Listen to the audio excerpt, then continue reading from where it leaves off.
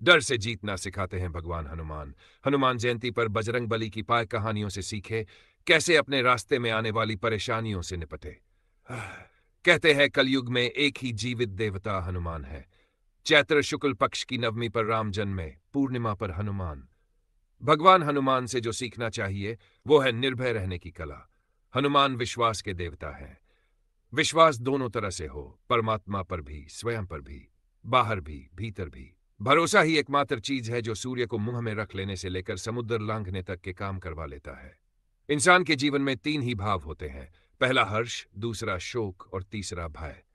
हर्ष यानी खुशी, शोक यानी दुख, भय का मतलब डर। डर ही सफलता के रास्ते की सबसे बड़ी रुकावट है। डर असफलता का भी होता है, सफलता को बरकरार रखने का भी। भय बाहरी भी होता है, भीतर का भी। डर कोई भी हो, यह हमें जिंदगी में आगे बढ़ने से रोकता है।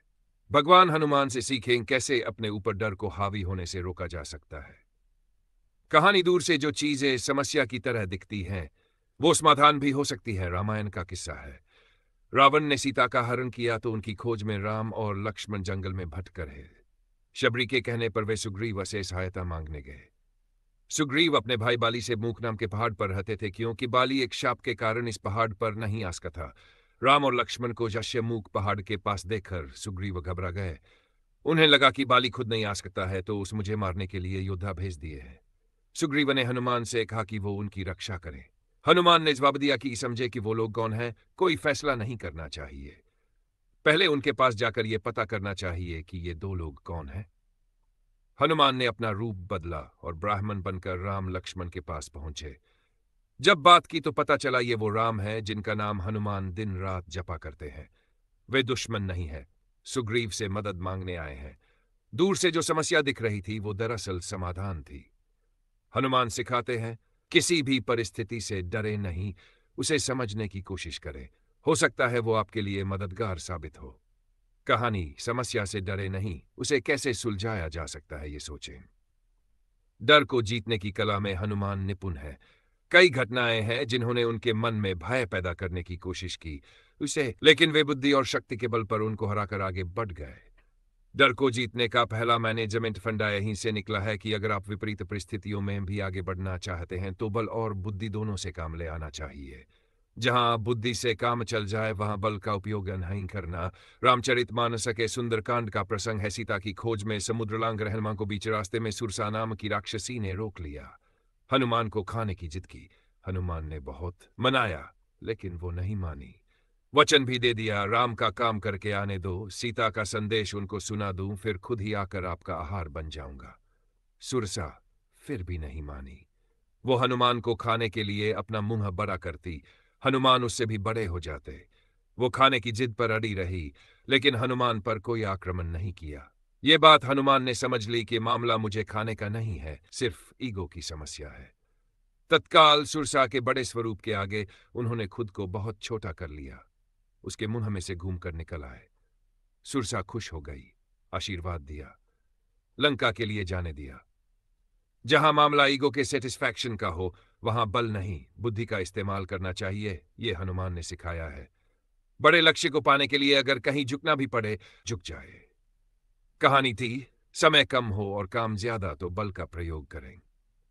दूसरा प्रसंग भी इसी रास्ते में घटा। समुद्र लांघकर हनुमान लंका पहुंचे। लंका के मुख्य द्वार पर लंकिनी नाम की राक्षसी मिली। रात के समय हनुमान छोटा रूप लेकर लंका में प्रवेश कर रहे थे। लंकिनी ने रोक लिया। यहां परिस्थिति दूसरी थी। लंका में रात के समय ही चुपके से घुसा जा सकता था। समय कम था। हनुमान ने लंकिनी से कोई वाद विवाद नहीं किया, सीधे ही उस पर प्रहार कर दिया। लंकिनी ने रास्ता छोड़ दिया। जब मंजिल के करीब हो, समय का अभाव हो और परिस्थितियों की मांग हो तो बल का प्रयोग अनुचित नहीं है। हनुमान ने एक ही रास्ते में आने वाली दो समस्याओं को अलग अलग तरीके से निपटाया। जहां झुकना था वहां झुके, जहां बल का प्रयोग करना था वहां वो भी किया। सफलता का पहला सूत्र ही यह है कि बल और बुद्धि का हमेशा संतुलन होना चाहिए। दोनों में से एक ही हो तो फिर सफलता दूर रहेगी। कहानी जौहर, दुश्मन की ताकत और धन दौलत देखकर भी उससे प्रभावित ना हो। तीसरा प्रसंग है सीता से लंका की अशोक वाटिका में मिलकर हनुमान ने पूरी वाटिका को उजाड़ दिया। रावण के बेटे अक्ष कुमार को भी मार दिया। मेघनाद ने उन्हें नागपाश में बांधकर रावण की सभा में प्रस्तुत किया। सभा देखकर हनुमान आश्चर्य में पड़ गए। रामचरितमानस के सुंदरकांड में तुलसीदास ने लिखा है, दसमुख सभा दीखी कपि जाई, कही ना जाय कछु अति प्रभुताई, कर जोरें सूर दिसिप बिनिता, भ्रुकुटी बिलोकत सकल सभीता, देखी प्रताप न कपि मन संका, जिमि अहिगन महुं गरुड़ असंका। अर्थ, रावण की सभा को देख हनुमान को आश्चर्य हुआ। ऐसा प्रताप जिसका बखान संभव नहीं।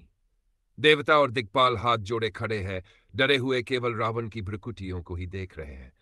ऐसा प्रताप देखकर भी हनुमान के मन में कोई भय नहीं था। वे ऐसे खड़े हुए थे जैसे सर्पों के बीच गरुड़ रहते हैं। रावण के वैभव और बल को देखकर भी हनुमान तनिक विचलित नहीं हुए। दुश्मन और बुरे लोगों के वैभव को देखकर उससे प्रभावित ना होना यह बहुत कठिन काम है। शत्रु के सामने बिना भय के रहें, उसकी ताकत और सामर्थ्य से प्रभावित ना हो, ये हनुमान सिखाते हैं। आपकी पहली जीत वही हो जाती है जब आप उसके प्रभाव में नहीं आते। अगर उसके वैभव का लेश मात्र भी असर आपके मन पर हुआ तो फिर जीत की राहें मुश्किल हो जाती हैं। रावण की पहली हार उसी समय हो गई जब हनुमान ने उसके सामने बिना किसी संकोच के उसकी गलतियों को गिना दिया। अक्सर लोग यहां चूक जाते हैं, दुश्मन के सामने जब आते तो उसकी शक्ति के आगे झुक जाते हैं। हनुमान के मन में यह बात दृढ़ थी कि रावण का जो भी वैभव है वो अधर्म से पाया हुआ है, पाप की कमाई है, इसलिए यह बहुत कीमती होते हुए भी बेकार ही है। कहानी पाए दुश्मनों के खेमे में जाएं तो वहां भी अच्छे लोगों की पहचान करें। आज के कॉरपोरेट कल्चर में भगवान हनुमान से ये गुण सीखना काफी जरूरी है। सीता की खोज में लंका गए हनुमान ने जब विभीषण के घर के बाहर तुलसी का पौधा, स्वस्तिक और धनुष बाण के चिन्ह देखे तो समझ लिया ये राक्षसों के शहर में किसी सज्जन व्यक्ति का घर है। उन्होंने विभीषण से दोस्ती की और बातों बातों में उन्हें भगवान राम के गुणों के बारे में बताया। सीधे ये नहीं कहा कि तुम हमारे खेमे में शामिल हो जाओ, बस विभीषण के मन में उत्सुकता का एक बीज बो दिया। जब रावण ने विभीषण का अपमान कर उसे लंका से निकाला तो विभीषण को हनुमान की कही बात याद आई कि श्री राम अपनी शरण में आए हर व्यक्ति की रक्षा करते हैं। वो सीधा राम की शरण में पहुंच गया। हनुमान ने समझ लिया था कि अगर लंका को जीतना है तो किसी ऐसे व्यक्ति की जरूरत पड़ेगी जो उस जगह और वहां के लोगों के बारे में अच्छे से जानता हो। उन्होंने बिना सीधे कोई बात कहे विभीषण को राम की शरण में आने का संकेत दे दिया था। यह कहानी सिखाती है कि जब भी आप अपने दुश्मन के खेमे में जाएं तो वहां भी अपने लिए ऐसे लोगों को चुनें जो जीतने में आपकी मदद कर सकते। आप सभी को हनुमान जन्मोत्सव की हार्दिक शुभकामनाएं। इस पावन अवसर पर प्रभु श्री राम के परम भक्त संकटमोचन हनुमान जी की कृपा आप सभी पर बनी रहे। हनुमान जी का जीवन हमें निस्वार्थ सेवा, अपार शक्ति, भक्ति और साहस की प्रेरणा देता है। उनकी कृपा से आपके जीवन में सुख, शांति, स्वास्थ्य और सफलता का वास हो। अगर आपको ये वीडियो पसंद आया हो तो आपसे विनम्र निवेदन है कि हमारे चैनल को सब्सक्राइब करें, वीडियो को लाइक करें, अपने प्रियजनों के साथ शेयर करें और कमेंट में जरूर बताएं कि आपको ये कहानी कैसी लगी। आपके सुझाव और प्रतिक्रिया हमारे लिए अत्यंत महत्वपूर्ण है, जो हमें आगे और बेहतर सामग्री लाने के लिए प्रेरित करते हैं।